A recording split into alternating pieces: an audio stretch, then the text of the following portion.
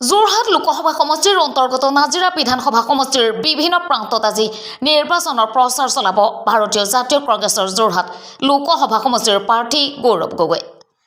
নিৰ্বাচনৰ প্ৰচাৰ চলাবলৈ আহি নাজিৰাৰ মেচাগড়ৰ মাধৱ মন্দিৰত আশীষ গ্ৰহণ কৰিলে ভাৰতীয় জাতীয় কংগ্ৰেছৰ যোৰহাট লোকসভা সমষ্টিৰ প্ৰাৰ্থী গৌৰৱ গগৈ। ইয়াৰ উপৰিও নাজিৰাৰ মেচাগড়ৰ কোঁৱৰ বৰসভাতো অংশ লয় কংগ্ৰেছৰ যোৰহাট লোকসভা সমষ্টিৰ প্ৰাৰ্থী গৌৰৱ গগৈ।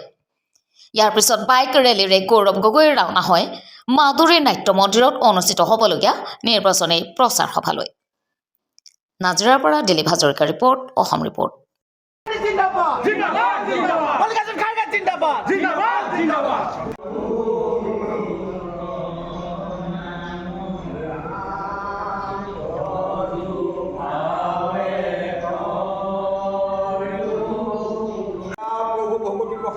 ভকতি প্ৰসাদমূৰ্তি আদি তেখেতসকলেও এই গোটেই ভাৰত অসম ৰাজনৈতিক ক্ষেত্ৰত তেখেতসকলে ভকত ভগৱন্তৰ হাতে সেৱা ধৰিবৰ কাৰণে আগবাঢ়িছে। ওলোৱা সময়ত যাত্ৰাত মূল প্ৰভু ভগৱন্তৰ যেনেকৈ বিপদ সাগৰৰ পৰা গোবৰ্ধন পৰ্বতধ্বনি গোপীসকলক ৰাম নামে উদ্ধাৰ কৰিছে। ধন্যবাদ। মোৰ মাজতে এটা এই আমাৰ বিধায়ক মহোদয়ে আমাৰ মণিপুৰ ধৰি অলপ উন্নয়ন কৰিবৰ কাৰণে টকা 2 লাখ দিছিলে। আমি সন্দিকৈ চায়ো দিছে, আমাৰ এই বিল্ডিংটো তেখেতে দিছিলে, সন্দিকৈ চায়ো। গতিকে আমি আৰু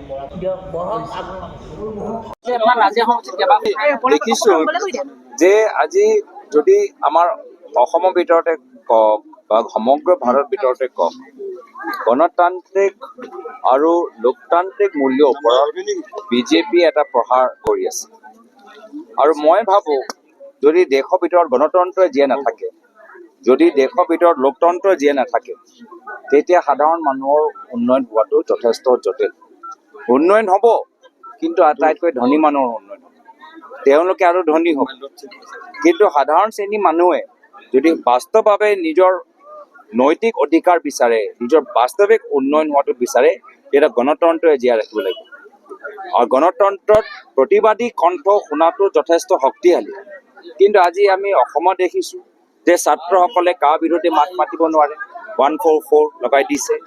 দিল্লীত আমি দেখা পাইছোঁ যে এজন মুখ্যমন্ত্ৰী অৰবিন্দ কেজৰিৱালক জেললৈ পঠাই দিছে, কংগ্ৰেছ দলৰ একাউণ্টবোৰ ফ্ৰিজ কৰি দিছে, ঝাৰখণ্ডৰ মুখ্যমন্ত্ৰী পদত্যাগ কৰি তেওঁলোকৰ জেল, বিভিন্ন এনেকুৱা ধৰণৰ আজি ইনকাম টেক্স ইডি আজি বিজেপিয়ে ব্লেকমেইল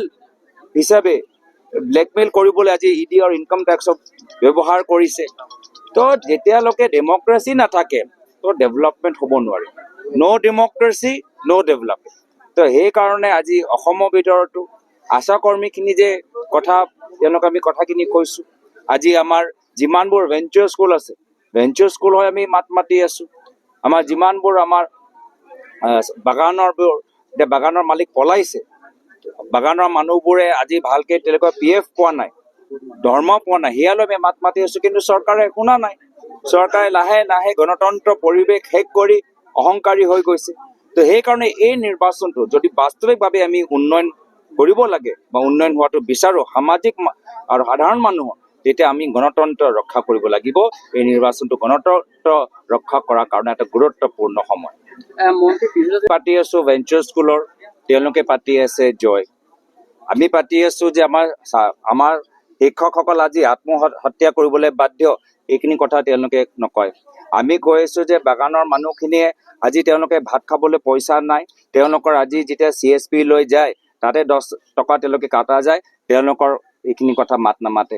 আমি কৈ আছোঁ যে প্ৰথম যেতিয়া আমাৰ এলায়েন্সৰ চৰকাৰ গঠন হ'ব, আমি প্ৰথম মিটিঙতে আমি আইন বাতিল কৰিম, তেওঁলোকে এইখিনি কথা পতা নাই।